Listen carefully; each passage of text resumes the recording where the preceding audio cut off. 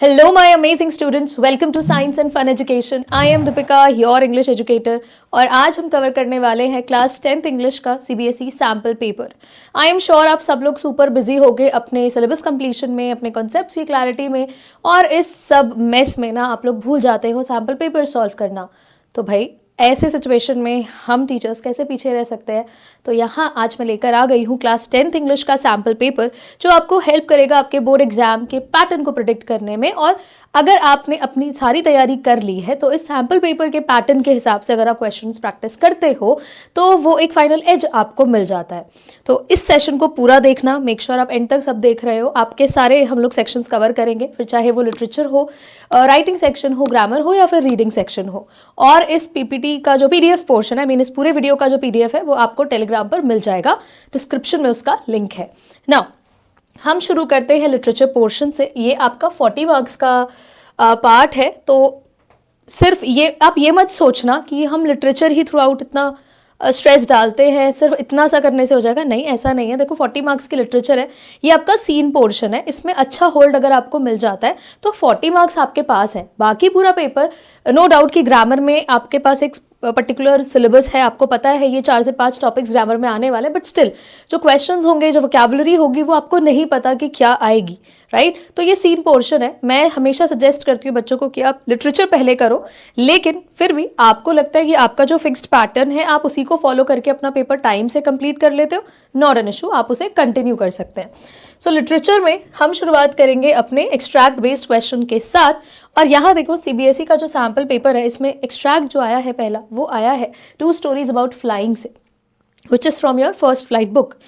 Now हमें सबसे पहले ना, जैसा हम लोग अनसीन पैसेज में पैटर्न फॉलो करते हैं, we should always read the question first. तो हम क्वेश्चन ही देखेंगे, right. Now contradict the view that the young seagull celebrated his maiden flight alone. Now आपसे बोला गया है कि आपको इस थॉट को कॉन्ट्रडिक्ट करना है कि जो यंग सीगल था उसकी जो ये अनस्किल्ड पहली फ्लाइट थी उसने अकेले ही सेलिब्रेट की. बट ऐसा नहीं, आपको अच्छे से पता है, लेकिन फिर भी श्योर होने के लिए let us go back to the extract first. So he just felt a bit dizzy, then he flapped his wings once and he soared upwards. गा गा गा गा कूल का ये आई मीन जो उसकी साउंड थी. His mother swooped past him, her wings making a loud noise. He answered her with another scream. Then his father flew over him screaming. Now you can see कि जितने भी family members थे, everybody was happy. He saw his 2 brothers and his sister flying around him, curveting and banking and soaring and diving. ये क्या है? ये सारे different patterns हैं उड़ते टाइम. जब आपने देखा है बर्ड्स को, मतलब नॉट नेसेसरीली आपने सीगल देखा होगा, पर आपने बर्ड्स तो देखी होंगी, वाटर बर्ड्स आपने देखी होंगी, किस तरह से वो अलग अलग पैटर्न में मूव करते हैं. I mean they cavort, right, they move around something. So ये पूरा यहाँ पर डिस्क्रिप्शन है. अब इस एक्सट्रैक्ट के बेसिस पर हम श्योर आप समझ गए कि ये क्या बोला जा रहा है. तो you will explain, and this particular question is for 2 marks. तो आप 1 लाइनर 2 लाइनर नहीं लिखोगे, एक अच्छा शॉर्ट आंसर टाइप आपको ये बनाना होगा. Now the answer is the young seagull did not celebrate. आपको तो ये पता चल गया ना, उसने अपनी ये फ्लाइट अकेले थोड़ी सेलिब्रेट की थी. All the family members were present, right. So his mother and father encouraged him by flying past him. उसके आसपास घूम रहे थे, दे वर एनकरेजिंग, प्रॉम्प्टिंग हिम, हिंट दे रहे थे, ऐसे करो, ये करो, वो करो. After all they were parents, right. उन्हें पता था कि भाई हमारा बच्चा पहली फ्लाइट ले रहा है, फर्स्ट स्टेप है उसका टुवर्ड्स फ्लाइंग, तो ऐसे कैसे अकेले छोड़ सकते थे. नाउ एडिशनली हिज सिबलिंग्स वर फ्लाइंग अराउंड हिम. बच्चे बाकी जो थे भाई बहन वो आसपास उड़ रहे थे. Further motivating him, and the collective presence of his family made the victory a share experience rather than a solitary one. Solitary one का मतलब क्या है? जब वो अकेला होता है तो उसको सॉलिटरी बोलते हैं. तो ये एक्सपीरियंस अकेले नहीं सेलिब्रेट किया सीगल ने, everyone else was there. All right, so let us come to the next question जो इसी extract का होगा. Which of the following statements best explains the young seagull's experience as he starts flying? आपके पास 2 options हैं, right? MCQ type भी आपको आपके extract based questions में मिलेंगे. आपके पास 2 option है और आपसे कहा है कि इनमें से कौन सा statement है जो young seagull के experience को बहुत best तरह से explain करता है. So the young seagull immediately mastered flying and was no longer afraid. वो इमिडिएटली उड़ना सीख गए, उन्हें बिल्कुल डर नहीं लगा. The young seagull The young seagull gradually gained confidence and joined his family in the air. So gradually gained confidence का मतलब क्या? ऐसा तो नहीं था कि उड़ते ही बिल्कुल मास्टरी कर ली थी. ये तो obviously लाइफ में भी होता है. whenever you are trying out a new skill, you are developing a skill, तो immediately हर चीज़ बेस्ट नहीं होती है. 100% रिजल्ट immediate नहीं आता है. You have to move bit by bit. Right, you have to take one step at a time. और वही चीज सीगल के साथ हुई. Right, so he gradually gained confidence. Right, धीरे धीरे उन्होंने कॉन्फिडेंस गेन किया. इस तरह के क्वेश्चंस आपसे एक्सट्रैक्ट बेस्ड में पूछे जाएंगे. हम लोग लिटरेचर पढ़ते हैं तो we always prepare incident based questions. Right, we forget about the inference. Right, कि इस पर्टिकुलर तरह के एक्शन का क्या फर्दर इन्फरेंस निकाल सकते हैं हम. Now, let us move to the next question. What can be inferred about the young seagull's emotional state after flying with his family?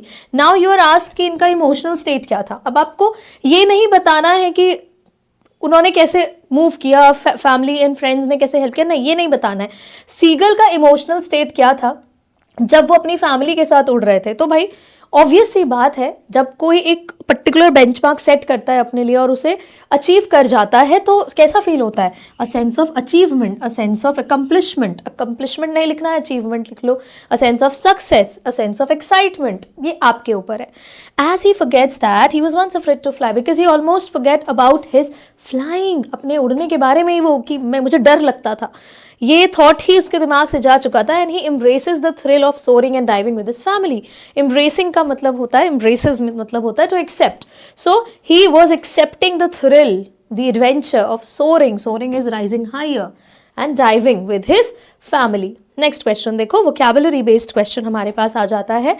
Read the following sound and movement words. अब आपको क्या करना है? Sound and movement words पढ़ने हैं पहले, तो पहले जल्दी से पढ़ लेते हैं. Flapped, shrieking, swooped, soared, screaming. Done. Now what next? Select the option that correctly categorises first to fifth into sound and movement words. Now there is this box. अब out of these 4 options you have to select the one जो बिल्कुल सही तरह से इनको categorise कर रहे हैं. मतलब इनमें से कौन से वर्ड साउंड है और कौन से मूवमेंट है, जो बिल्कुल सही पैटर्न फिट किया है वो हमें बताना है. Now look at these words. अगर आप देखो, shrieking, what is shrieking? Shrieking is a sound, right. Then screaming, and again it's a sound. और बाकी जो है ये क्या है? ये मूवमेंट है. बर्ड्स जिस तरह से अपने फेदर्स, अपने विंग्स से मूव करते हैं तो वो मूवमेंट है. So the correct answer here is C. Right, second and fifth जो होगा ये आपके साउंड में आ जाता है, and the remaining they are movement. अब ये सबसे बेस्ट कहां पर पोर्ट्रे हुआ है? सी में. Second and fifth sound, and the rest first, third and fourth they were movement. Now अब हम बढ़ते हैं अपने नेक्स्ट क्वेश्चन की तरफ. इसमें ध्यान से देखो, there is this another extract. Now extract based questions में you have to do just one out of the 2. आपको दोनों में से एक ही करना होता है. तो यहां पर आप चूज करोगे, और मुझे ऐसा लगता है कि ये टोटली आपके ऊपर डिपेंड करता है. Which ever you find easy आप उसे करो. जिसके क्वेश्चंस के सही आंसर्स आपको पता है आप वो चूज करो. सो देखो यहाँ पर क्या है? The book that saved the earth. So let us quickly read the extract. मतलब मैं तो क्वेश्चंस पढ़ना ही प्रेफर करती हूँ, बट मैं कभी भी इस तरह के आइडियाज को फोर्स नहीं करती हूँ बच्चों पर. आपको जैसे कंफर्टेबल होता है वैसे अपने पेपर को अटेम्प्ट कर सकते हो. सो पहले चलो मैं अपना ही पैटर्न फॉलो करती हूँ. What does the pause indicated by the dash in the line? It was, there is this pause, but here let me turn on the historiscope and show you convey. अब देखो आपका ये extract क्या कह रहा है. You haven't heard about the Martian invasion of 2040. What do they teach children nowadays? क्या पढ़ा रहे हैं आजकल बच्चों को? Well, you know, the invasion never really happened. Invasion तो कभी हुआ ही नहीं. Because a single book stopped it. क्योंकि एक सिंगल बुक से वो इन्वेजन होता होता बच गया. What was the book you ask? कौन सी बुक पूछ रहे हो? A Noble Encyclopedia? A tome about rockets? No. And missiles? नहीं, बिल्कुल नहीं. A secret file from outer space? No. It was none of those. इतना बड़ा काम तो कोई हैवी बुक ही कर सकती है, बट ऐसा कुछ नहीं है. It was, but here let me turn on the historiscope and show you what happened many centuries ago in 2040. वो कुछ बताने ही वाली थी हिस्टोरियन, बट इट वॉज के बाद वो एक डैश लगाते हैं, और उस डैश का मतलब obviously we have to take a pause. तो ये जो पॉज यहाँ पर है ये क्या हाईलाइट कर रहा है? ये आपसे क्वेश्चन पूछ रहे हैं कि ये जो पॉज लिया हुआ है कि वो ऑलमोस्ट उस बुक के बारे में बताने ही वाली थी कि immediately she she put this statement, but here let me turn on the historiscope. मैं historiscope जल्दी से यहाँ पर टर्न ऑन करती हूँ and I will show you कि एग्जैक्टली सेंचुरीज अगो हुआ क्या था इन द ईयर 2040। तो ये पॉज के बारे में आपसे पूछा गया and the options here are A sense of impatience and frustration, सबसे पहला ऑप्शन है. Then a point of suspense and anticipation, a moment of confusion and hesitation, a sudden shift to light-heartedness, a reflective moment of deep thought. अब यहाँ पर अगर आप ध्यान दोगे तो कोई भी हम ऐसे क्वेश्चंस में एलिमिनेशन मेथड लगाएं तो भी हमारे लिए बहुत हेल्पफुल हो जाता है. अब यहाँ पर कोई फ्रस्ट्रेशन नहीं था. She was after all the narrator, right. इस पूरे प्ले में शी वॉज द नरेटर. तो वो कैसे I mean impatience and frustration दिखा सकते हैं. तो this is totally wrong. Then there was no confusion और हेजिटेशन एज सच. कोई हेजिटेशन एंड कोई कन्फ्यूजन नहीं था. She was telling the audience about the invasion, about the book. A sudden shift to light heartedness, एकदम से उन्होंने shift किया light heartedness को. सो ये एग्जैक्टली उस डैश से प्रेजेंट नहीं हो रहा है. I mean she didn't crack a joke या कुछ ऐसा, तो लाइट हार्टेडनेस की बात नहीं होगी. A reflective moment of deep thought, कुछ बहुत गहरी बात कर दी, तो ऐसा भी नहीं था. It was basically a point of suspense and anticipation. होता है ना कि आप ऑलमोस्ट किसी को बात रिवील करने वाले और एकदम से आप बोलते हो कि चलो पहले पूरी कहानी सुनाता हूँ, उसके बाद आपको बताते हैं कि स्टोरी में क्या हुआ. वो was the reason right behind the character's development. और ऐसा कुछ करके सस्पेंस क्रिएट किया जाता है. सो ये डैश का जो रीजन मतलब है वो सस्पेंस क्रिएट करना ही है. So the correct answer is only second. Now how do the stage directions such as historian turns on projector and spotlight on historian goes out contribute to the atmosphere and understanding of the scene in this part of the play? Now अब देखो इस play, क्योंकि एक play है, इसमें सिर्फ story development नहीं हो रहा है, बहुत सारे प्रॉप्स का यूज़ हो रहा है ना. प्ले में बहुत सारी चीज़ें होती है, इन्वेस्टेड बहुत सारी चीज़ें लगती हैं. तो अब आपसे पूछ रहे हैं कि जो ये स्टेज डायरेक्शंस बीच बीच में दिए जा रहे हैं कि हिस्टोरियन प्रोजेक्टर ऑन करती है, फिर स्पॉटलाइट हिस्टोरियन पर पड़ती है, तो ये ओवरऑल उस पूरे प्ले के एटमॉस्फेयर पर कैसे इम्पैक्ट डाल रहा है और कैसे इस सीन की अंडरस्टैंडिंग को डेवलप कर रहा है. सो ऑब्वियस सी बात है, प्ले में ये सारी चीज़ें they are very important. It's not a simple chapter कि हम लोगों ने बस कहानी सुनी, कैरेक्टर्स के बारे में हमें पता चल गया एंड देन दैट्स इट, काम खत्म. नहीं, ऐसा नहीं है. सो द स्टेज डायरेक्शंस जैसे कि प्रोजेक्टर ऑन करना, डिमिंग द स्पॉटलाइट, ये क्या होता है, थोड़ा सा ऑडियंस को वो थ्रिल, वो एंगेजमेंट देता है, right. It help create a shift in focus. मान लेते हैं कि मेरा एक कैरेक्टर प्ले में है और लाइट जो है वो मेरे ऊपर आ गई है. सो immediately I am the one जिस पर सबका अटेंशन है, और फिर अगला कैरेक्टर बोल रहा है तो स्पॉटलाइट उसके ऊपर है. सो इससे क्या होता है, एम्फेसिस जाता है हर एक कैरेक्टर के बात पर, उसकी टोन पर. And the projector signals a transition. और अब हिस्टोरियन अभी तक हमें सेट कर रही थी सारा बैकग्राउंड की, अच्छा ये इस जमाने की बात है, और फिर इमीडिएटली बाकी कैरेक्टर्स पर स्पॉटलाइट को ट्रांसफर किया जाता है. तो ये ट्रांजिशन हेल्प करता है, ये ट्रांजिशन हेल्प करता है विजुअल स्टोरी टेलिंग में. तो आपको जो कहानी समझाई और सुनाई जा रही है थ्रू द प्ले, वो बहुत ईजिली समझ में आती है. While the fading spotlight on the historian reveals the movement toward the next की एक्शन. अब जिस कैरेक्टर का रोल खत्म हो चुका है, अगर उसके ऊपर से स्पॉटलाइट फेड हो रही है और अगले के ऊपर जा रही है, तो इट क्लियरली रिवील्स कि भाई फेडेड स्पॉटलाइट वाले कैरेक्टर का अब काम जो है वो खत्म हो चुका है. Heightening the suspense and anticipation of the fourth coming revelation. तो इससे क्या हाइटन हो रहा है, सस्पेंस हाइटन हो रहा है, anticipation of the upcoming revelation कि अब क्या होने वाला है, इसके बाद क्या होगा, और कौन कैरेक्टर्स है, तो वो सस्पेंस रहता है. Now these technical elements guide the audiences attention. अब होता क्या है इन सब चीज़ों से, ऑडियंस का अटेंशन जो है वो बना रहता है और पूरे प्ले के overall speed and dramatic effect पर इसका इम्पैक्ट पड़ता है. पेसिंग इज ओवरऑल किस तरह से प्ले आगे आपका बन रहा है, बोरिंग नहीं हो रहा है एंड एंगेजिंग है. Now select the option that correctly completes the following. The historian dismisses the noble encyclopedia and rockets because she wants to. Now, extract में देखो, जब वो ऑलमोस्ट बुक के बारे में रिवील करने ही वाली होती है तो वो कुछ ऑप्शंस देती है कि do you think it is a Nobel encyclopedia. तुम्हें लगता है कि इतना बड़ा काम कोई छोटी मोटी बुक करेगी? क्या लगता है तुम्हें कि वो एक नोबल इंसाइक्लोपीडिया होगी, या फिर वो मिसाइल्स वाली कोई बुक हो सकती है, रॉकेट्स वाली बुक हो सकती है. सो वो जानबूझकर यहाँ पर इन बुक्स को नेगेट करती है कि नहीं नहीं नहीं, ऐसी तो कोई बुक है ही नहीं. वो ऐसा क्यों करती हैं? To convey the importance of scientific knowledge and military power in stopping the invasion, या to stress the surprising and unexpected nature of the book that stopped the invasion. So what do you think? यहाँ पर क्या हो सकता है? साथ के साथ आप लोग भी कमेंट्स में आंसर लिख सकते हो ताकि आपका चेक हो जाए कि हमारा यहाँ पर आंसर क्या है. सो देखो, ऐसा नहीं है कि वो इधर साइंटिफिक नॉलेज की इंपॉर्टेंस या मिलिट्री पावर की इंपॉर्टेंस को बता रही हैं, क्योंकि अल्टीमेटली हमने तो चैप्टर पढ़ा हुआ है ना, हमने तो प्ले पढ़ा हुआ है, वी नो कि ना तो कोई नोबल इंसाइक्लोपीडिया और ना ही कोई इस तरह की बुक जो रॉकेट्स एंड मिसाइल्स पर बात करती है उसने मार्जिन इन्वेजन को रोका था. We know that it was a book of nursery rhymes, mother goose, right. So ये तो बिल्कुल भी नहीं बताया जा रहा है. So the correct answer is stress the surprising and unexpected nature of the book जो इन्वेजन को रोकता है. Now, what emotion is the historian most likely conveying with the phrase? ये जो साउंड था इससे कौन सा इमोशन कन्वे हो रहा है? आप सबसे पहली बात तो आपको समझना होगा इस साउंड को. तो दिस इज ये साउंड है, राइट ना. ऐसा कोई क्यों करता है? अब जब पहला सेंटेंस आप पढ़ोगे, you haven't heard about the margin invasion of 2040. तुमने मार्जिन इन्वेजन के बारे में नहीं सुना? How sad is that and how bad is that, right. ये कन्वे हो रहा है. सो डिसअपॉइंटमेंट, राइट. डिसअपॉइंटमेंट, डिसअप्रूवल या इससे रिलेटेड जो भी आप सिनोनिम देना चाहो दे सकते हो. If you have any doubt कि मैम क्या ये वर्ड हो सकता है, कमेंट्स में आप लिख दो, मैं चेक करके बताऊंगी. Next question.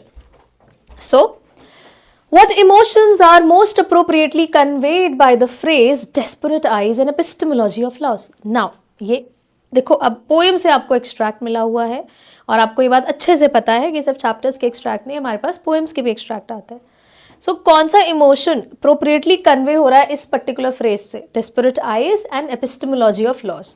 आपके पास यहाँ पर कुछ वर्ड्स दिए, लेकिन you don't have to choose out of these, you have to choose the answer from these options. Despair, anger, frustration, confusion, helplessness. अब आपको क्या लगता है कि ये जो दो फ्रेजेस यूज हुए हैं, desperate eyes and epistemology of loss, ये किसकी पेयरिंग सबसे बेस्ट है? तो देखो, फर्स्ट है, ए पार्ट है first and third. Despair and frustration दिखा रहा है क्या? ये फ्रस्ट्रेशन तो बिल्कुल नहीं दिखा रहा है, तो थर्ड तो होना ही नहीं चाहिए. ठीक है, जहाँ जहाँ थर्ड है आप उसको तुरंत रिमूव कर दो. Elimination method is one of the best ways to find out, to reach to your correct answer. Then first, fourth and fifth. Now despair, confusion and helplessness. Confusion and helplessness. Now what do you think कि यहाँ पर क्या सही answer जाएगा? तो पहले हमने क्या कर दिया, हमने अपना elimination method यूज कर लिया, ठीक है.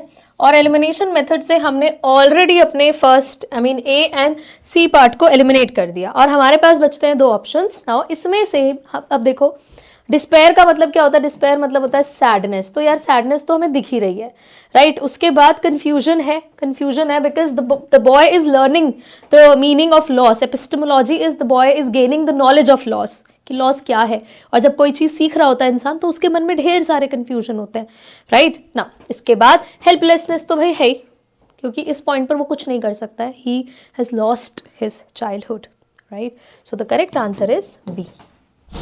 Now what is the phrase how to stand up suggest about the boy's emotional growth? ये जो फ्रेज है how to stand up, ये उस बच्चे के इमोशनल ग्रोथ के बारे में क्या बता रहा है?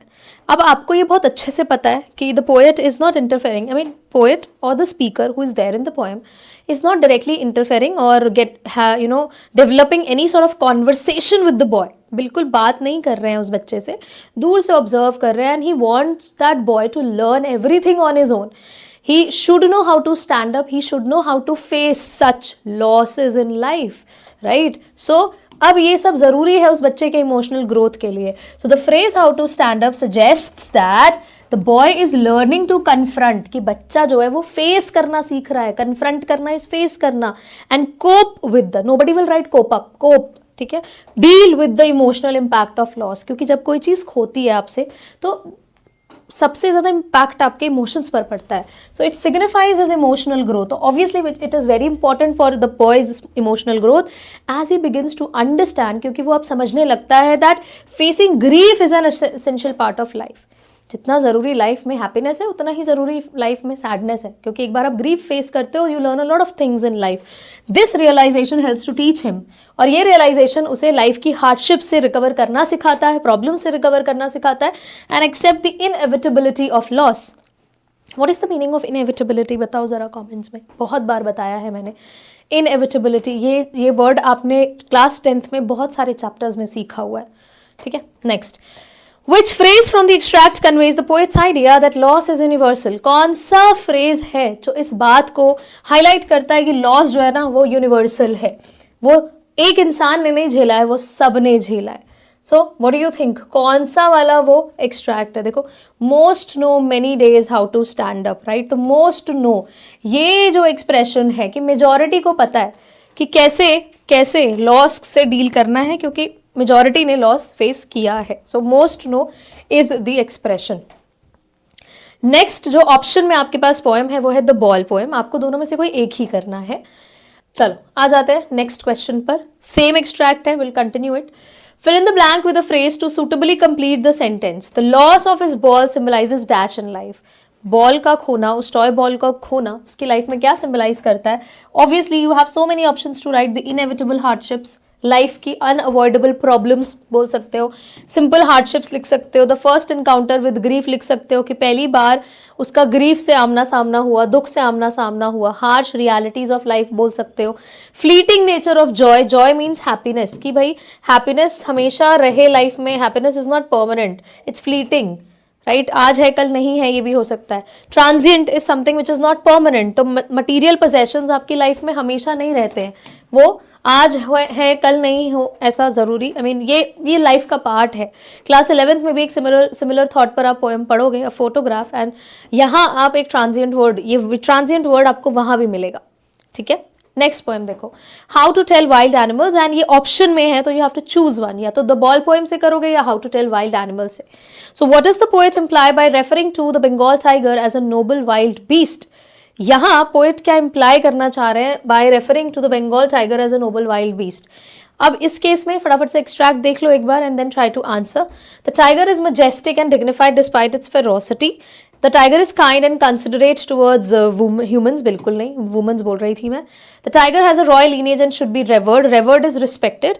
The tiger is a symbol of fear and destruction. अब यहाँ आपको देखो लगेगा सारे ही ऑप्शंस ठीक है, लेकिन क्वेश्चन ये बोल रहा है कि जब रॉयल बंगाल टाइगर को नोबल वाइल्ड बीस्ट बोला है तो पोएट क्या इंप्लाई करना चाहते हैं? सो बहुत सिंपल है, जब उसको नोबल बोल रहे हैं सो वो उसकी मेजेस्टिक नेचर और उसकी रिस्पेक्टेड नेचर के बारे में ज्यादा फोकस कर रहे हैं, डिस्पाइट इट्स फेरोसिटी. यानी कि वाइल्ड बीस्ट, वो वाइल्ड एनिमल है, ये हमें भी पता है, वो फेरोशियस है, वो बहुत स्ट्रांग है, लेकिन नोबल वर्ड लगा हुआ है तो वो उसके मेजेस्टिक होने की बात यहाँ पर कर रहे हैं. Next,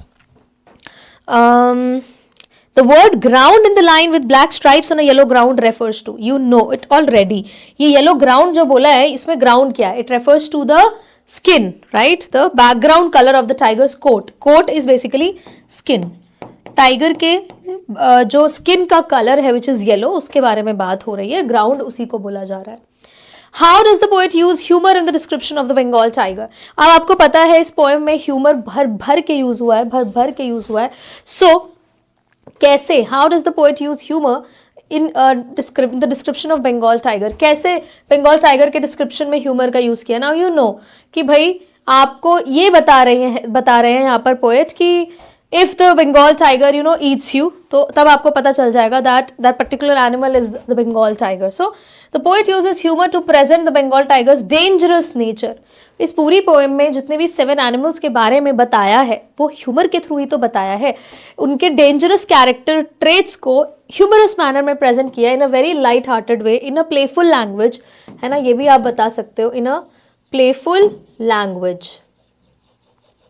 Now, by describing it as noble, सोचो उसको noble बोला है, but humorously suggesting identification through being eaten. Noble भी बोल रहे हैं, फिर कह रहे हैं कि जब वो आपको खाए तो आप उसको आइडेंटिफाई कर लेना. The poet softens the fear, तो ये डर के माहौल को थोड़ा कम कर देते हैं. Poet associated with the tiger and makes its ferocity entertaining. उसके इस ferocious nature को काफी entertaining बना गया, मतलब टाइगर को टाइगर जैसा रहने ही नहीं दिया. The playful tone, जैसा कि मैंने बताया, playful language, playful tone, and the ironic contradiction between calling the tiger noble and focusing on its ferocity. मतलब आप अगर किसी को noble बोल रहे हो तो फिर वो ferocious कैसे हो जाएगा? लेकिन इस तरह से यहाँ पर दिखाया हुआ है, he called the tiger noble, और फिर उस irony को दिखाया है कि देखो एक तरफ वो noble है लेकिन वो ferocious भी है, तो ये ह्यूमरस इफेक्ट क्रिएट कर रहा है. नोबल कैसे हो गया भाई? अगर वो मुझ पर अटैक करेगा तो वो कैसे नोबल हो गया? Making the tiger's dangerous nature seem amusing. तो टाइगर जैसे नहीं रहने दिया है, उसके डर के माहौल का सारा वाइब खराब कर दिया है, उसको एंटरटेनिंग बना दिया है इस पर्टिकुलर पैराग्राफ के through. Amusing is entertaining rather than frightening. Now identify the phrase in the poem that is advisory in nature. कौन सा फ्रेज है जो आपको कॉशियस कर रहा है, आपको कोई एडवाइस दे रहा है? सो वो कौन सा फ्रेज है? The simple rule may help you learn the Bengal tiger to discern. So the simple rule may help you learn कि ये जो सिंपल सा रूल है ये आपको समझने में हेल्प करेगा। This particular line is basically advisory in nature, this particular phrase is advisory in nature, जो हमें कुछ एडवाइस दे रहा है कि ये सिंपल रूल आपको सीखने में मदद करेगा। So this is advisory in nature. Now अब हम आगे बढ़ते हैं शॉर्ट आंसर टाइप क्वेश्चंस की तरफ। We have completed all the extract based, फिर वो आपके चैप्टर बेस्ड हो या आपके पोएम बेस्ड हो। Now you have to answer any 4 of the following 5 questions. 5 questions मिलेंगे, कोई भी 4 करने हैं। 50 वर्ड्स का काम है ये, ठीक है, बहुत ज़्यादा नहीं लिखना है, 50 वर्ड्स में आपका आंसर हो जाएगा। Otters are known for their peculiar behavioural traits. Otters को उनके वियर्ड बिहेवियरल ट्रेट्स के लिए जाना जाता है। Support this statement with reference to any 2 traits mentioned in Mijbil the otter. Now you have to write any 2 traits. आप कोई भी 2 ट्रेट्स लिख दो मिजबल द ऑटर के, जरूरी नहीं है that you have to write the one जो यहाँ पर लिखे हैं, आप कोई भी 2 चूज कर लो। आपको पता है that otters they love splashing water, है ना, तो you can talk about it. Otters they are playful in nature, they observe everything quickly and adapt them in their lives. तो आप उस सब के बारे में लिख सकते हो। तो यहाँ पर मैंने उनके love towards movement in water इस पर बात कर ली है, और वो टॉलरेट नहीं कर पाते हैं स्टिल वाटर, ठीक है, कि अगर उनको दिख गया कि देयर इज दिस बोल जिसमें स्प्लैशिंग नहीं हो रही है तो वो ओवरटर्न कर देते हैं उस पूरे बोल को, एंड वो बहुत ही क्यूरियस एंड इंटेलिजेंट होते हैं। तो इस पर मैंने यहाँ पर प्रेजेंट कर दिया। तो take any 2 traits and then write an entire paragraph on it. Now, how does the use of repetition in the poem Amanda highlight the speaker's expectations and Amanda's response? Let me tell you guys very clearly. ये repetition वाला question ना मुझे लगता है कि favorite question है CBSE का। Amanda poem से और कुछ आए ना आए, रेपिटेशन पर बात ज़रूर होती है, तो बिना इसको प्रिपेयर करे तो मत ही जाना एग्जाम में, ठीक है। अभी जो रेपिटेशन का यूज़ है पूरी पोएम में, अमांडा वर्ड न जाने कितनी बार यूज़ हो चुका है, तो ये आपको बताना है कि ऐसा क्यों है, व्हाट आर द चांसेस, है ना, कि ये क्यों यूज़ हुआ है। तो ये अमांडा पोएम में रेपिटेशन का जो यूज़ है ये कैसे हाईलाइट करता है स्पीकर की एक्सपेक्टेशन को, यानी कि जो भी अमांडा को डांट रहे हैं, जो भी पेरेंट डांट रहे हैं, उनकी एक्सपेक्टेशन को और अमांडा के रिस्पॉन्सेस को। तो आपको पहले तो ये समझना है कि जो रेपिटेशन है ये हाईलाइट क्या कर रहा है। ये रेपिटेशन हाईलाइट ही कर रहा है स्पीकर के कॉन्स्टेंट एक्सपेक्टेशंस को, तभी तो वो बार बार अमांडा बोल बोल कर हर काम के लिए उन्हें टोक रहे हैं, right, reinforcing Amanda's lack of freedom and autonomy. और वो दिखा रहा है कि अमांडा की अपनी कोई फ्रीडम नहीं है, कोई उसकी खुद की विल नहीं है, हर काम के लिए उसको दूसरे लोग जो है वो टोक ही रहे हैं, स्पेशली हर मदर और her father. The repeated commands like don't bite your nails highlight the pressure placed on Amanda. बार बार एक लाइन की don't do this, don't do that, ये प्रेशर क्रिएट करता है अमांडा पर। और वहीं in contrast Amanda's imaginative escapes. Now think about the responses जो अलग से पैरेंथेसिस में रखे हुए हैं, वो अमांडा की इमेजिनेशन है, ठीक है, वो अपने बड़ों की बात सुन रही है और फिर अपनी ही इमेजिनेशन की दुनिया में चली जा रही है, because it is an escape for her, right, which are not repetitive, वो रिपीट नहीं हो रहा है, वो हर पैराग्राफ में देखोगे she is imagining something very different, reflect her desire for independence and freedom. ये उसकी डिज़ायर दिखा रहा है for independence and freedom, showcasing the tension between external control and her longing for self expression, जो clearly visible कर रहा है कि कैसे बाहर से उसे एक बहुत ही स्ट्रेसफुल माहौल का पार्ट बनना पड़ रहा है, but internally she is controlling her life through her imagination. Next question देखो, how can Nelson Mandela's vision of liberating both the oppressed and the oppressor be applied in modern day societies to address issues of inequality and discrimination. अब question देखो क्या है कि Nelson Mandela का जो vision था, ये आइडिया इनका एक्चुअली में बहुत ब्यूटीफुल है। When he says that both the oppressor and the oppressed they need to be liberated, right. चलो ऑप्रेस्ड का तो हमें पता है कि उसको ऑप्रेसर से लिबरेशन की ज़रूरत है, but what about the oppressor, बहुत अच्छे से ये सब समझाया हुआ है सारे 1 शॉट्स में, ठीक है, तो देख लेना अगर नहीं भी किया है तो। So, how can Nelson Mandela's vision of liberating both the oppressor and the oppressed be applied in modern day societies? हम इसे मॉडर्न डे सोसाइटी में कैसे अप्लाई कर सकते हैं to address issues of inequality and discrimination. Now see, these are called competency based questions. आपसे शायद इसका डिस्क्रिप्शन इतना पूछा भी नहीं है, ऑप्रेसर एंड ऑप्रेस्ड वाली आइडियोलॉजी जो मंडेला ने दी थी इसके बारे में ज़्यादा पूछा भी नहीं है, लेकिन आपसे ये बोला है कि हम इसे कैसे अप्लाई कर सकते हैं आज की दुनिया में to deal with the issues of inequality. तो बस आप बताओ कि ये विजन तो बहुत अच्छे से यूज़ हो सकता है, कैसे? Bye fostering dialogue. फोस्टरिंग का मतलब होता है एनकरेजिंग, हम डायलॉग के लिए लोगों को encourage कर सकते हैं कि instead of using weapons against each other, first talk to each other. आपस में पहले बैठ के बात तो करो, जो भी ग्रजेस है, जो भी ग्रीवेंसेज हैं, उनको सामने रखो प्लेटर पर, फिर बात होगी. फिर पता चला बहुत सारी चीज़ों में क्या होता है, मिसकम्युनिकेट हो जाती है. सो वो अंडरस्टैंडिंग डेवलप होना बहुत ज़रूरी है. And reconciliation between different groups, सब एक दूसरे की सिचुएशन को समझो and then try to focus on the solution. Addressing inequality requires not only empowering marginalized communities. अब जब भी inequality की बात आती है तो हमेशा marginalized communities की बात होती है. Marginalized communities वो communities हैं जिन्हें margin पर रखा जाता है, जिनको ज़्यादा attention नहीं pay कर पा रहे हैं. But also educating and transforming the mindsets of those who perpetuate discrimination. तो मंडेला का थॉट ये नहीं था कि हम सिर्फ और सिर्फ ऑप्रेस्ड के बारे में सोचें, हमें ऑप्रेसर के बारे में भी सोचना होगा. We have to change an oppressor's mindset. सोचो अगर उसके दिमाग से hatred, prejudice and narrow mindedness निकल जाती है तो ऑटोमेटिकली जो भी प्रॉब्लम वो क्रिएट कर रहा है एक ऑप्रेस्ड की लाइफ में, वो सब खत्म हो जाएगा. सो उसी आइडिया को हमें यहाँ पर स्प्रेड करना है. Breaking the cycle of hatred and prejudice. Now देखो यहाँ पर हमने ब्लंटली नहीं डिस्क्राइब किया है, बट इनडायरेक्टली हमने जो चैप्टर में पढ़ा था वो यहाँ पर हमने प्रेजेंट कर दिया. And this dual approach ensures lasting peace and equality. यही डुअल अप्रोच जो है वो पीस एंड इक्वालिटी को सस्टेन रखता है किसी भी सोसाइटी में.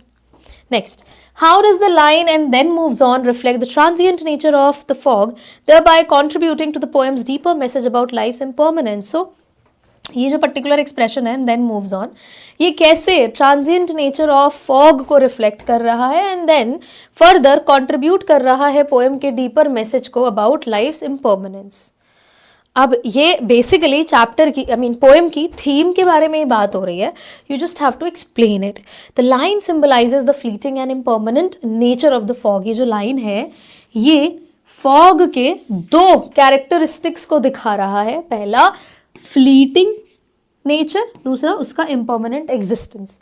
लाइफ में सैडनेस एंड हैप्पीनेस भी तो ऐसे ही रहते हैं, फ्लीटिंग होते हैं. अगर आपके लाइफ में भी सैडनेस है तो कुछ टाइम बाद हैप्पीनेस भी आएगी and vice versa.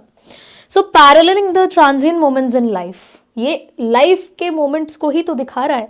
Just as the fog quietly arrives, जैसे फॉग आता है चुपचाप, उसका अराइवल एंड डिपार्चर दोनों कितना साइलेंट है. लिंगर्स ब्रीफली, थोड़ी देर बैठ के ऑब्जर्व करता है सब जगह and then disappears. So too do many moments in life that come and go without warning. और लाइफ में भी तो ऐसे ही होता है, बिना वार्निंग के चीज़ें होती हैं. आपको थोड़ी, आप कितनी भी प्लानिंग कर लो, कुछ ना कुछ ऐसा होता है कि वो प्लानिंग सब डिसरप्ट हो जाती है. Often living a lasting impression और अ सेंस ऑफ रिफ्लेक्शन. और इससे क्या होता है, एक लास्टिंग इंप्रेशन, एक इम्पैक्ट पड़ता है और हम सोच में पड़ जाते हैं कि क्या फ़ायदा है ये सारी प्लानिंग का. Right, you never know. आज जो आपको आपकी लाइफ का पार्ट दिख रहा है, कल वो आपकी लाइफ का पार्ट है भी या नहीं. So this imagery reinforces the poem's theme that. तो ये इमेजरी ना पोएम की इस थीम को रीइंफोर्स करती है कि जैसे फॉग है वैसे ही लाइफ के बहुत सारे एक्सपीरियंसेस होते हैं. फॉग का आना, फॉग का जाना इज टेम्पररी. एंड ये पैरेलल ड्रॉ करता है कि लाइफ में भी तो यही है, लाइफ के मोमेंट्स भी तो ऐसे ही होते हैं, चुपचाप आते हैं चुपचाप जाते हैं विदाउट नोटिस एंड एक मिस्टीरियस प्रेजेंस अपनी क्रिएट करके चले जाते हैं, हमें कंटेम्पलेट करने पर मजबूर कर देते हैं. We start thinking deeply. Okay, now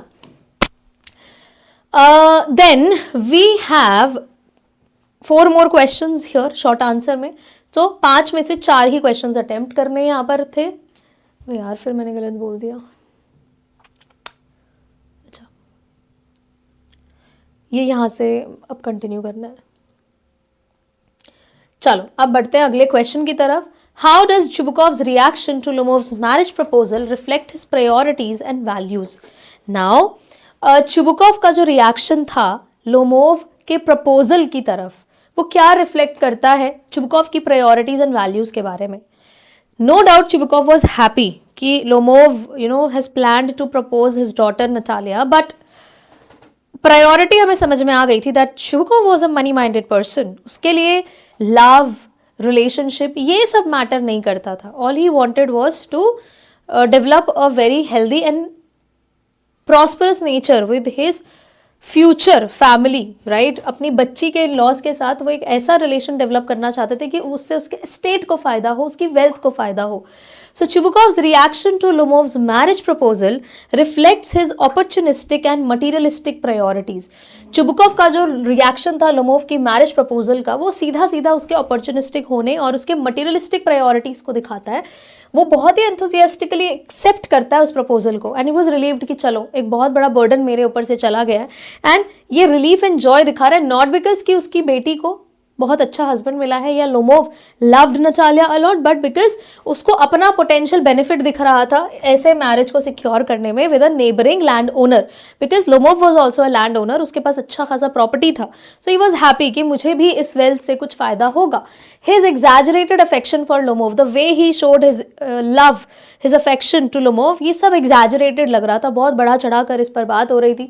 my dear fellow और ये सब बोलना, माई डार्लिंग, ये सब क्या था, ये सब बहुत ही एग्जैजरेटेड लग रहा था, डेकोरेटेड लग रहा था, ऑर्नामेंटल लैंग्वेज यूज हो रही थी, which contrast sharply with his prior suspicions. And वो देखो इतनी प्यारी प्यारी बातें कर रहा था, but then deep down he thought कि कहीं ये पैसे मांगने तो नहीं आ गया. He was doubtful, he was sceptic, and he thought कि I am not going to give him any money. So he was not even ready to help his neighbour, और सामने दिखा रहा है कि he loved him so much, my dear, my darling, and ये सारा कुछ. सो ये दिखाता है उसकी hypocrisy. Now, this reveals Chubukov's value for a status in society and economic security over genuine emotional connections. तो भाई चुबुकोव को साफ साफ दिख रहा है, चुबुकोव को कोई इमोशनल कनेक्शन नहीं डेवलप करना था. All he wanted was money and status, that's it.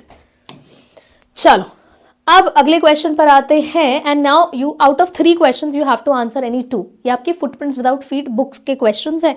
सो इनमें से आपको कोई भी 2 सिलेक्ट करने हैं.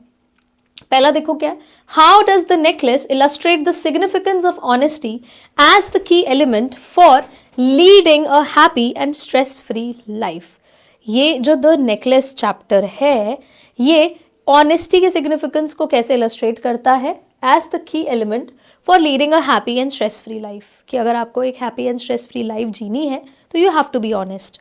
ये कैसे इसको हाईलाइट करता है, तो यार आपको तो ये बहुत अच्छे से आना चाहिए, बिकॉज मैडम लॉइजल की लाइफ में जो हुआ, मटिल्डा की लाइफ में जो होता है, सोचो अगर वो मैडम फॉरेस्टियर को सच बता देती कि I have lost the necklace, तो कितना पहले उन्हें पता चल जाता और वो मिजरेबल कंडीशन से उन्हें गो थ्रू ही नहीं करना पड़ता, लाइफ कितनी सॉर्टेड होती, राइट. लेकिन क्योंकि उन्होंने नहीं बताया and they kept on lying, तो भाई प्रॉब्लम हुई, है ना.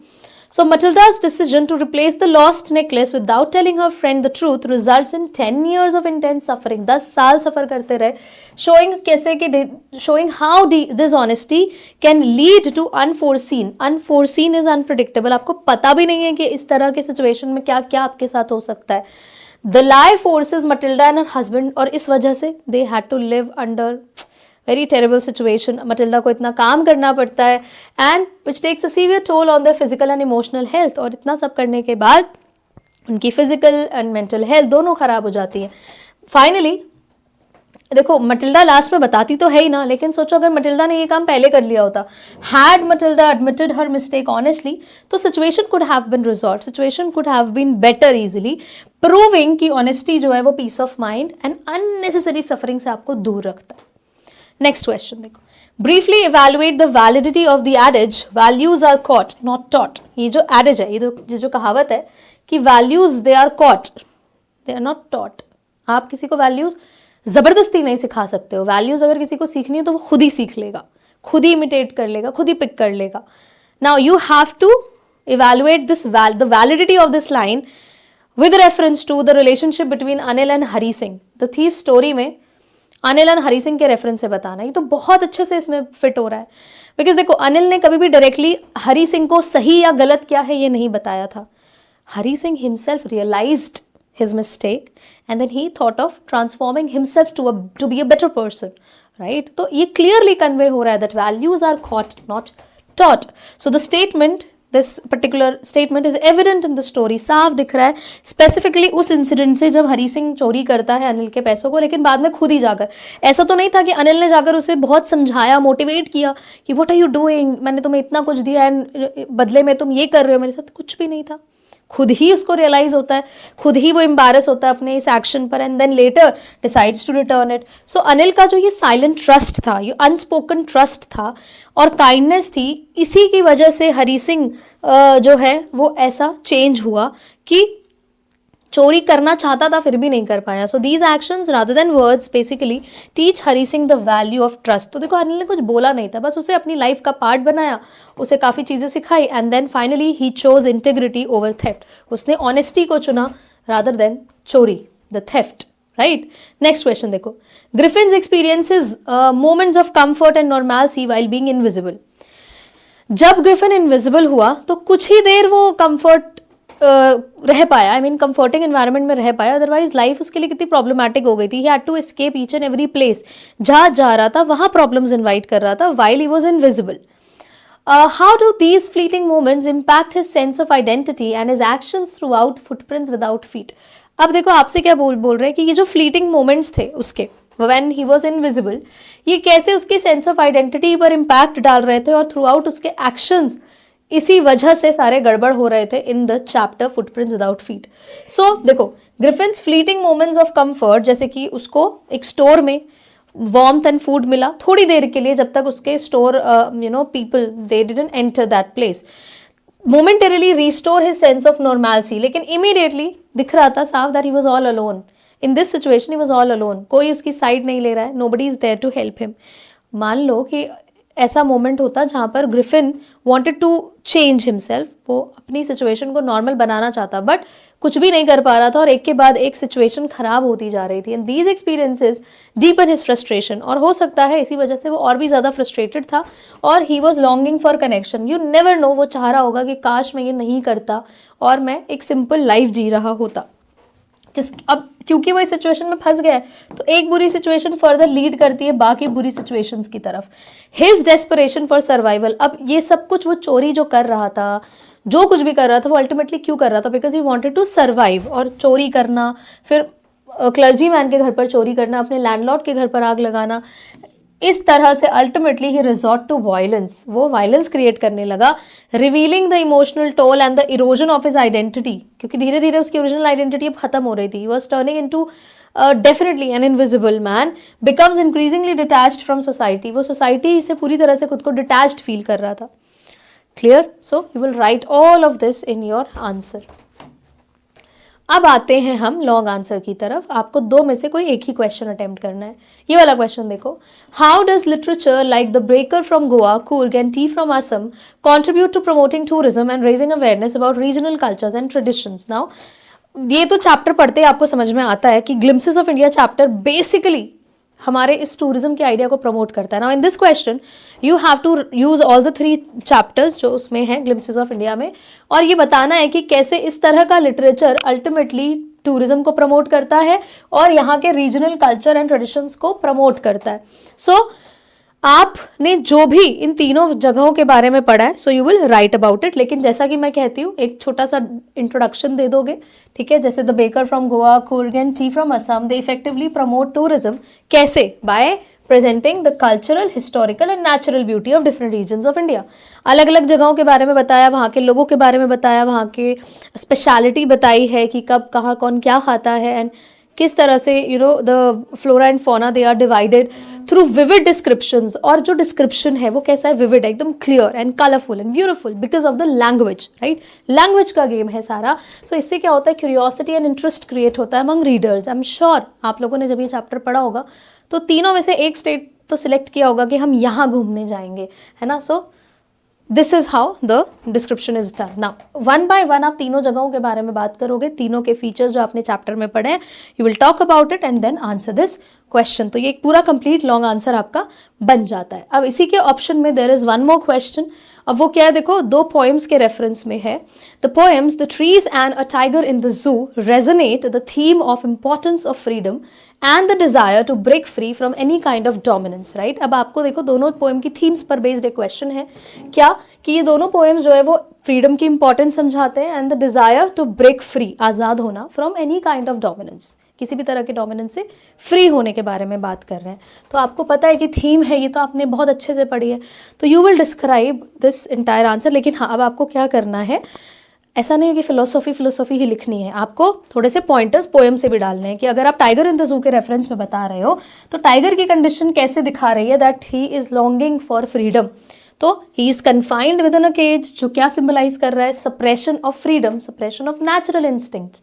देन टाइगर का जो रेस्टलेसनेस है वो कैसे रिफ्लेक्ट हो रहा है, because he was stalking the cage, right, and he wants to break free and return to the wild. तो ये सारी बातें आपको यहाँ लिखनी होगी and complete long answer is created.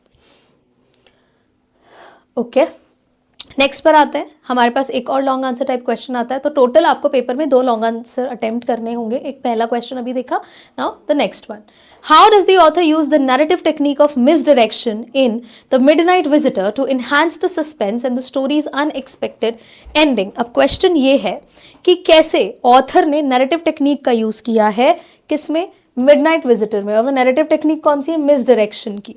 इस पर्टिकुलर चैप्टर में जो नैरेटिव टेक्निक यूज हुआ है ये कैसे सस्पेंस एंड स्टोरी के अनएक्सपेक्टेड एंडिंग को इन्हांस करता है।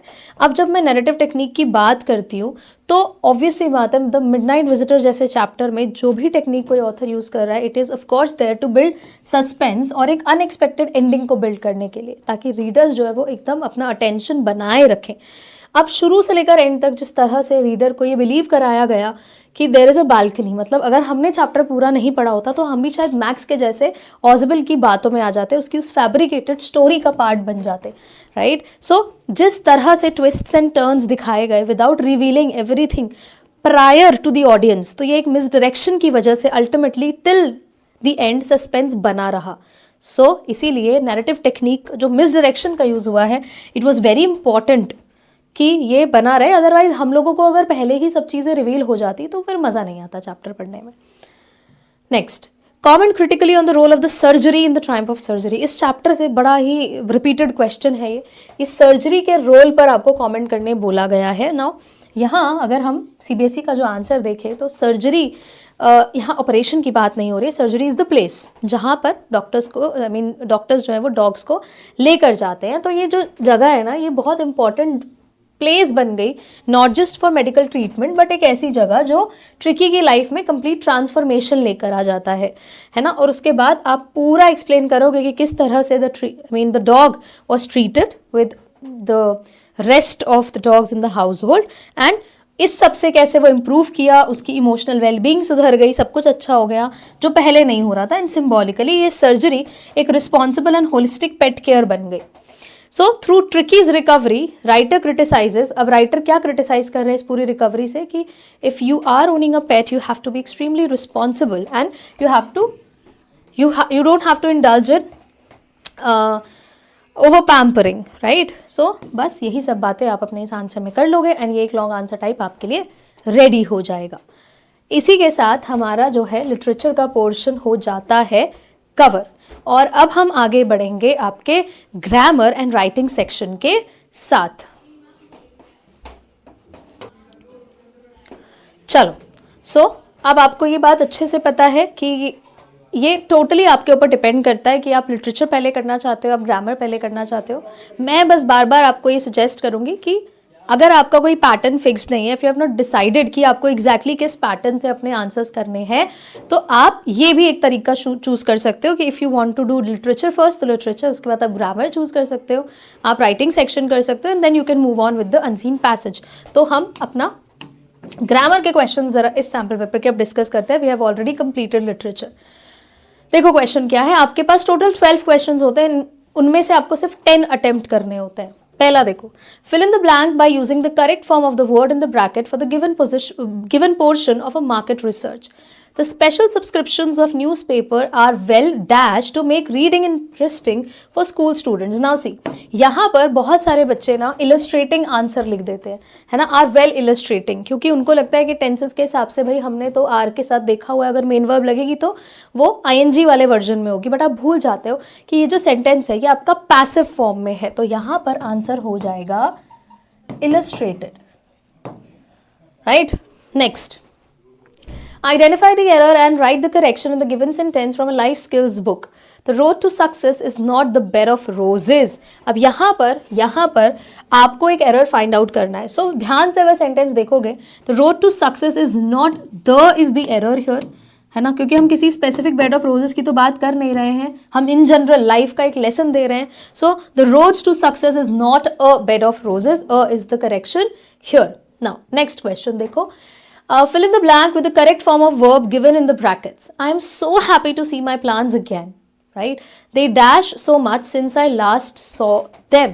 So last time के मुकाबले अब ये काफी grow कर चुके हैं. So they have grown. The action is completed.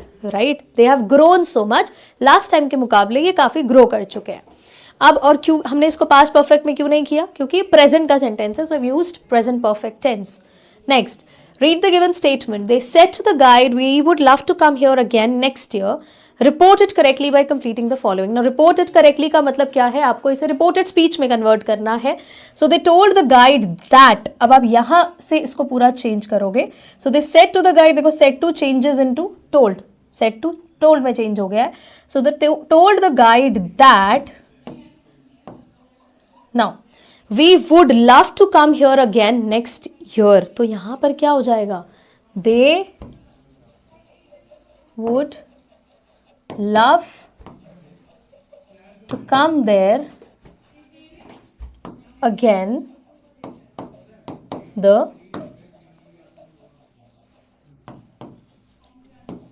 following year. ठीक है, चलो.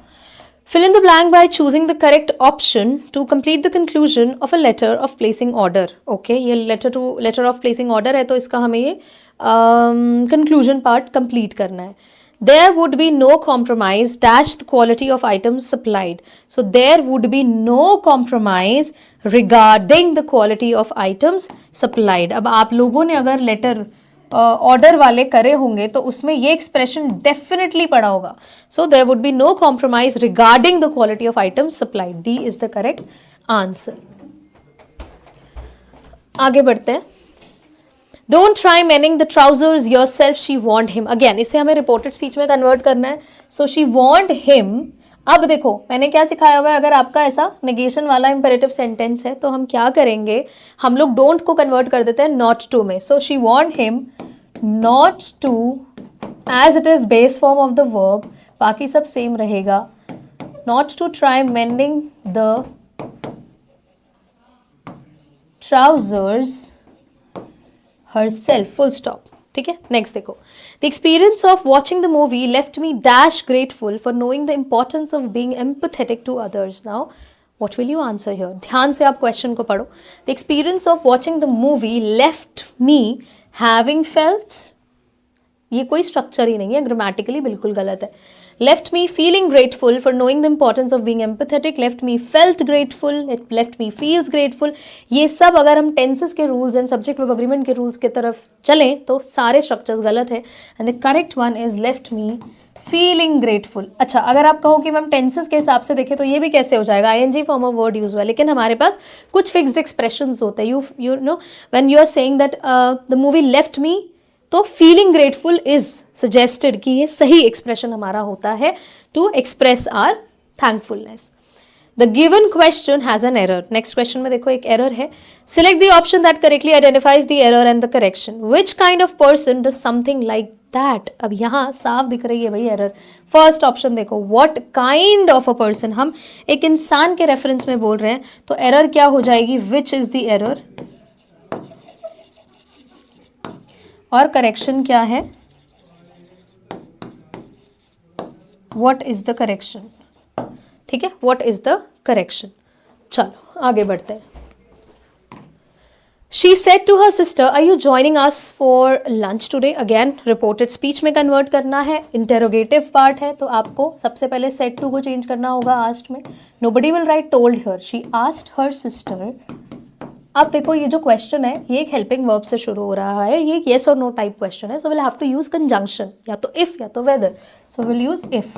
So she asked her sister if. Now are you joining, present continuous tense, we'll change it to past continuous.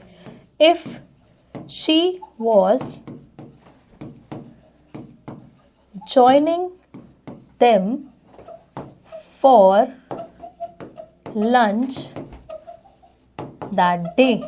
Full stop. ठीक है, no question mark. Next, Everyone is saying that Farhana's chances are bright in the upcoming tournament and she dash become the youngest football player ever.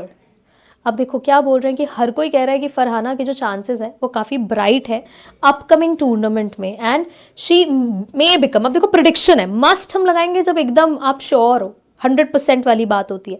अब यहाँ पर लोगों के predictions है, उस case में will use may and not must.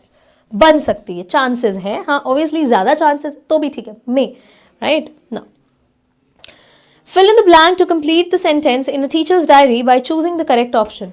Dash student in the class submitted their assignment on time. All student, one student. देखो all student तो हो नहीं सकता क्योंकि all लगा है तो students होगा, है ना. So one student in the class submitted their assignment, नहीं हो सकता, right. One student के साथ their नहीं लगेगा.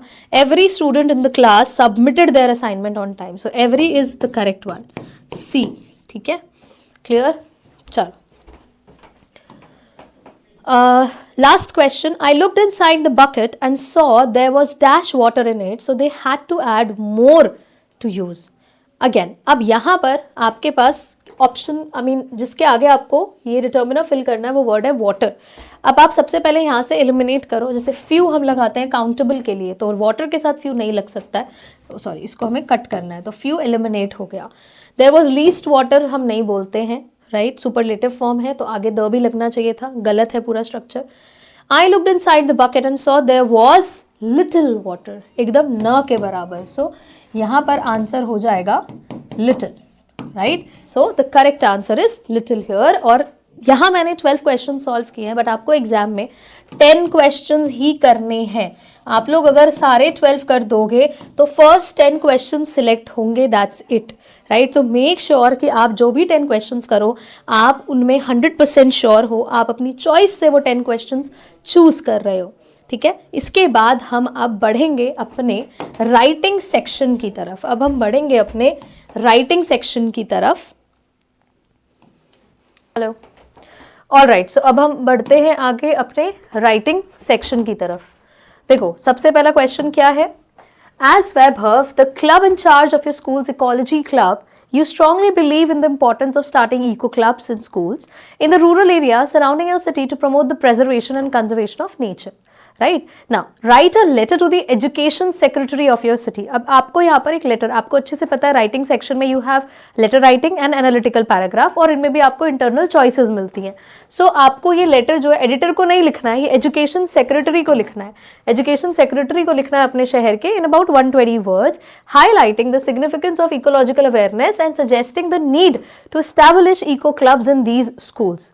Now you know it's not a letter to editor, ये सिंपल फॉर्मेट वही चलेगा, फॉर्मल लेटर वाला फॉर्मेट पूरा वही है. आप यहाँ पर अपना रिसीवर सेंडर्स एड्रेस जाएगा सबसे पहले. रुको, I change the pen, I change the colour of the pen. तो यहाँ पर आपका जाएगा सेंडर्स एड्रेस, राइट. फिर आप एक लाइन छोड़ोगे, ये हो गई आपकी डेट. आप फिर एक लाइन छोड़ोगे, यहाँ पर आप लिखोगे रिसीवर्स एड्रेस. अच्छा, अगर आपने ध्यान दिया हो तो सारे के सारे एड्रेस जो है वो अलग अलग लाइंस में लिखे हैं. अब सारे एड्रेस से मतलब है जितने भी आपके एड्रेस में पॉइंट्स हैं वो आप अलग अलग लाइन में लिखोगे. ऐसा नहीं है कि आपने यहाँ पर स्कूल का नाम लिखा उसी के साइड में आप स्टेट लिख रहे हो या टाउन या सिटी लिख रहे हो, सॉरी ना. अब ये स्कूल जो है it's not mentioned in your question, लेकिन आप इसको अपने आप से इमेजिन करके लिख सकते हो, राइट. तो मैंने यहाँ पर Riviera senior secondary school, whatever the name you know it came to my mind, यहाँ पर मैंने लिख दिया. अब उसके बाद रिसीवर्स एड्रेस में ये लेटर टू एडिटर नहीं है, सो द एडिटर कोई नहीं लिखेगा, ये एजुकेशन सेक्रेटरी को जा रहा है, सो वही हमारे रिसीविंग एंड पर रहेंगे. Then education department and new Delhi.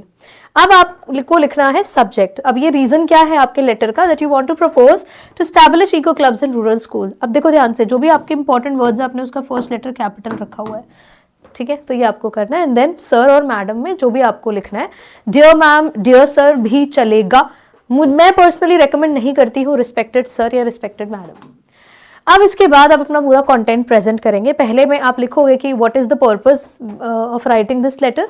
So you can start with I wish to draw your attention. Nobody will write through the columns of your esteemed newspaper because this is not a letter to editor. Simple लिखो, I am writing this letter to draw your attention, right? So I wish to draw your attention to the urgent need for ecological awareness among students, और वो भी specially in rural areas. फिर आप यहाँ पर बताओगे कि इसकी क्या ज़रूरत है, क्या नीड है, क्या इंपॉर्टेंस है, और फिर आप यहाँ पर सजेशंस अपने दोगे जैसा कि आपसे क्वेश्चन में एक्सपेक्ट किया गया है, and this is how you will complete it. फिर आप अपनी रिक्वेस्ट डालोगे, I request the education department support in terms of funding. अब आप पूरी प्रैक्टिकल बात करोगे कि आपको किस सेंस में सपोर्ट चाहिए, आपको फंडिंग चाहिए, रिसोर्सेज चाहिए, गाइडेंस चाहिए, और जो भी कोलैबोरेशन है एनजीओ के साथ वो सब कुछ आप यहाँ पर लिख दोगे। Then you will just wind it up with your sincerely and Vaibhav. आपने अपना नाम यहाँ नीचे लिख दिया है जो आपको क्वेश्चन में दिया रहेगा। क्लियर? अगर आपको डेजिग्नेशन लिखी है तो वो आप यहाँ पर नीचे ब्रैकेट में लिख सकते हो। This is how you are going to complete your letter writing. अब इसी के ऑप्शन में आपके पास एक और क्वेश्चन था, और ये था आपका letter to the editor of a national daily. Now national daily का मतलब आपको कोई भी रैंडम जो भी आपके नेशनल लेवल के न्यूज़पेपर्स हैं उनका नाम लिख देना है।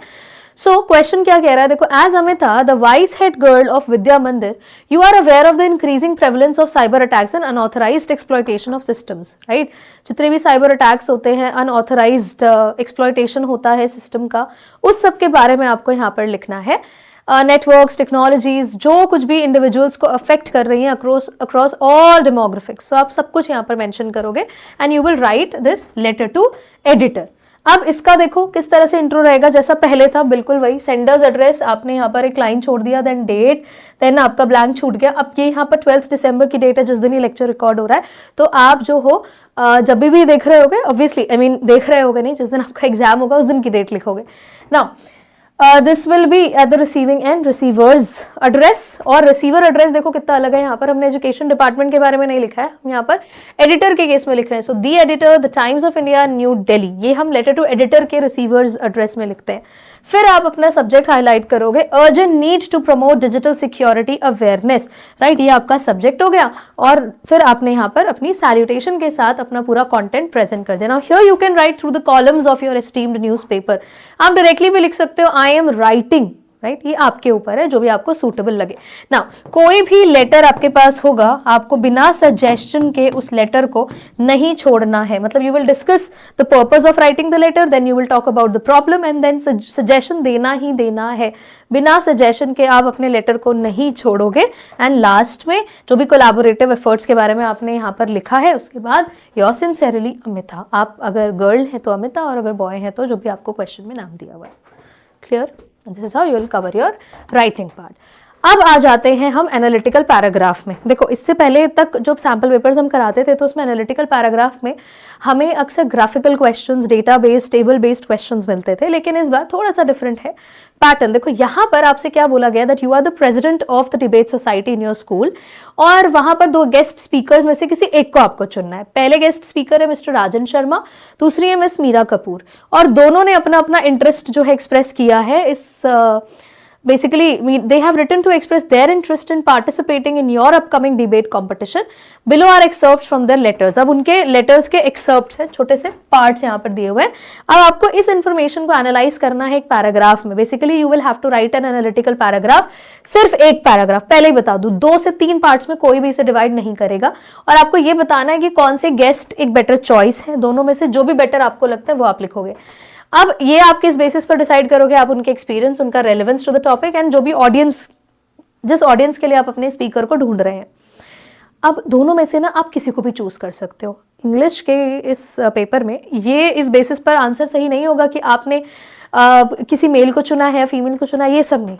बस आपको ये देखना है कि जिसको भी आप चुन रहे हो ना, आप उसके फेवर में पॉइंट्स एकदम वैलिड लिखकर प्रूव कर दो कि ओके ठीक है, राजन शर्मा जो है वो एक परफेक्ट मैच है, या मीरा कपूर जो है वो एकदम सूटेबल है फॉर दिस प्लेस। सो आप यहाँ से अपने ऑप्शंस डिसाइड करोगे and then you will write. अच्छा, अब जब अपना आंसर आप प्रेजेंट करोगे तो यहाँ पर मैं आपको दोनों ऑप्शंस दिखाऊंगी। दोनों में ही लेट्स से आपने यहाँ पर चूज किया है मिस्टर राजन शर्मा को और मिस मीरा कपूर में से किसी एक को। पहले पैराग्राफ की अगर मैं बात करूं, देखो ध्यान से, based on the letters from mister Rajan Sharma and miss Meera Kapoor emerges as the better choice. आपने let's say miss Meera Kapoor को यहाँ पर बेटर चॉइस माना, तो you will have to present, you will have to mention. Rajan Sharma का नाम हटा दोगे नहीं, आपको दोनों का लिखना होगा। अब आप दोनों के स्किल्स को कंपेयर करना शुरू करोगे कि देखो दोनों ही कैंडिडेट्स के पास अपना अपना एक्सपीरियंस है, स्किल्स है, लेकिन अब आपने क्यों चुना है मिस कपूर को, तो आप अपने रीजंस दोगे कि देखो उनका international accolades and ability to connect debating with real world scenarios, ये कहीं ना कहीं उन्हें एक एज देता है। आपने क्यों उन्हें चूज किया, उनके इस एक स्किल की वजह से, इस एक टैलेंट की वजह से, तो पहले वो मेंशन करोगे। उसके बाद आप पहले उनकी सारी जो भी अच्छी बात है जिस वजह से आपने उन्हें सिलेक्ट किया वो बताओगे। फिर आपको ये भी ऐड करना होगा कि मिस्टर शर्मा को आपने क्यों रिजेक्ट किया, ठीक है, वो भी आपको ऐड करना होगा। और जैसा कि मैंने बार बार बोला है, एनालिटिकल पैराग्राफ में आपको यूज करने हैं लिंकिंग वर्ड्स, बिना इनके आपका आंसर इनकम्प्लीट है, आपको मार्क्स नहीं मिलने वाले हैं। तो जितना ज्यादा हो सके लिंकिंग वर्ड्स आप यूज करो। ये सीबीएसई का सैंपल आंसर है, तो उन्होंने, मुझे तो नजर में एक ही आ रहा है, अच्छा नहीं, वी हैव वन मोर, देखो इस तरह से उन्होंने लिंकिंग वर्ड्स दिए हैं, तो मुझे लगती है देखो और है, मेरी ही नजर में नहीं आ रहा था। तो these are all linking words, use them to make your answer perfect. अगला देखो यहाँ पर उन्होंने मिस्टर राजन के रेफरेंस में कहा है, तो फिर आपको क्या करना है, जो भी उनके प्रोज हैं, जो भी उनके बेस्ट टैलेंट की बात हो रही है वो पहले लिखोगे। फिर आपने दूसरे को रिजेक्ट क्यों किया है, reason for rejecting the other candidate, ये भी आपको इसमें बताना होगा। दैट्स इट, आपका काम यहाँ पर खत्म। और 2 से 3 पैराग्राफ्स में नहीं लिखना है, एनालिटिकल पैराग्राफ एक ही पैराग्राफ में होता है। अगला क्वेश्चन देखो, एक ये वाली वैरायटी भी क्वेश्चंस में देखने मिल रही है एनालिटिकल पैराग्राफ की इस साल।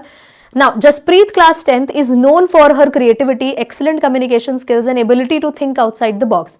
क्लास 10th की जसप्रीत जो है उसके अंदर ये सारे टैलेंट्स हैं, आप ध्यान से इस टैलेंट को पढ़ना, ये सारे स्किल्स को पढ़ना। लेकिन कभी कभार वो स्ट्रगल करती है टाइम मैनेजमेंट में, और उसको कोलैबोरेटिव एफर्ट्स में थोड़ा मुश्किल, मतलब उसको ना मिलके काम करना पसंद है, अकेले नहीं।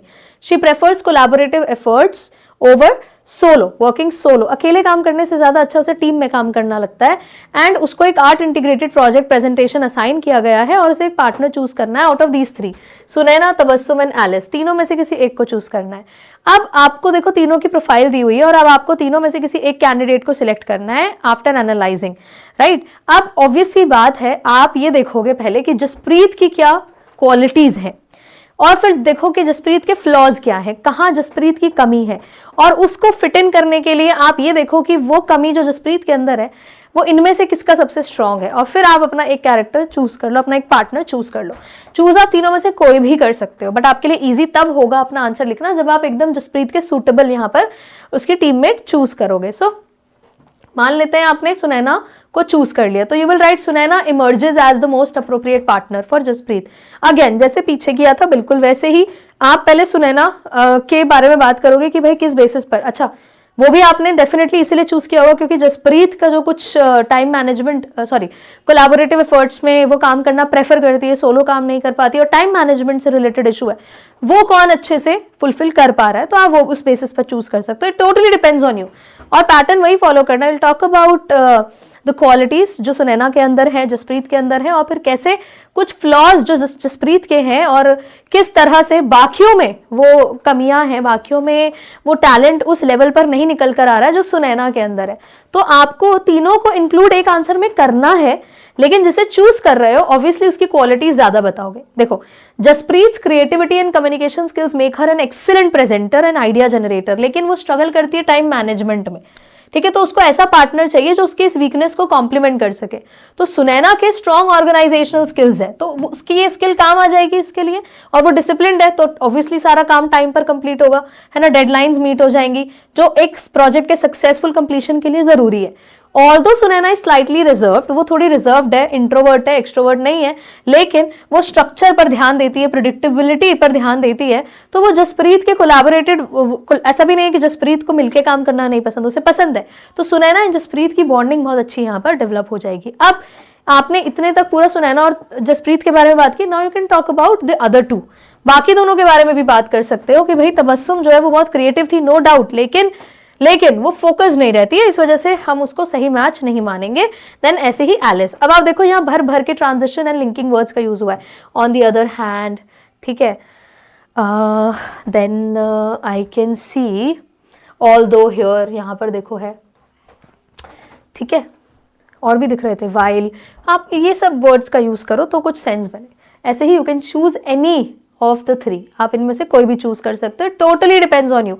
ऐसा नहीं है कि सुनैना को चूज करने से मार्क्स मिलेंगे, एलिस को चूज करने से मार्क्स नहीं मिलेंगे, ऐसा कुछ नहीं होता है, कोई भी चूज करो, लेकिन आपको वैलिड पॉइंट्स देने होंगे। अब इसके बाद हमारे पास जो ऑप्शन आता है क्वेश्चन में, जो सेक्शन बचता है, वो है रीडिंग सेक्शन।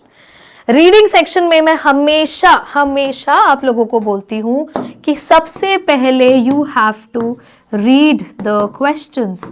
हमेशा आपको क्वेश्चंस ही पढ़ने चाहिए, हमेशा आपको क्वेश्चंस ही पढ़ने चाहिए। उसके बाद आपको अपने पैसेज की तरफ बढ़ना होगा, उसके बाद आपको अपने पैसेज की तरफ बढ़ना होगा।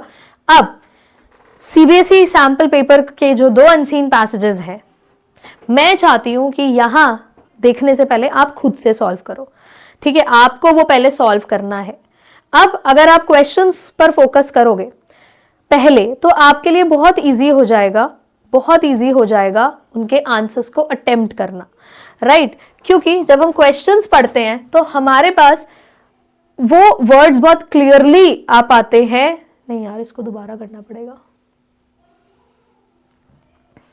इसको दोबारा कर रही हूं मैं, ठीक है? Okay, now we have come to the final section, जो है रीडिंग सेक्शन। और ये सबसे नेग्लेक्टेड सेक्शन होता है। हम लोग सैंपल पेपर्स भले ही सॉल्व कर रहे होते हैं, बट रीडिंग सेक्शन को बैठकर कभी तसल्ली से सॉल्व नहीं करते हैं।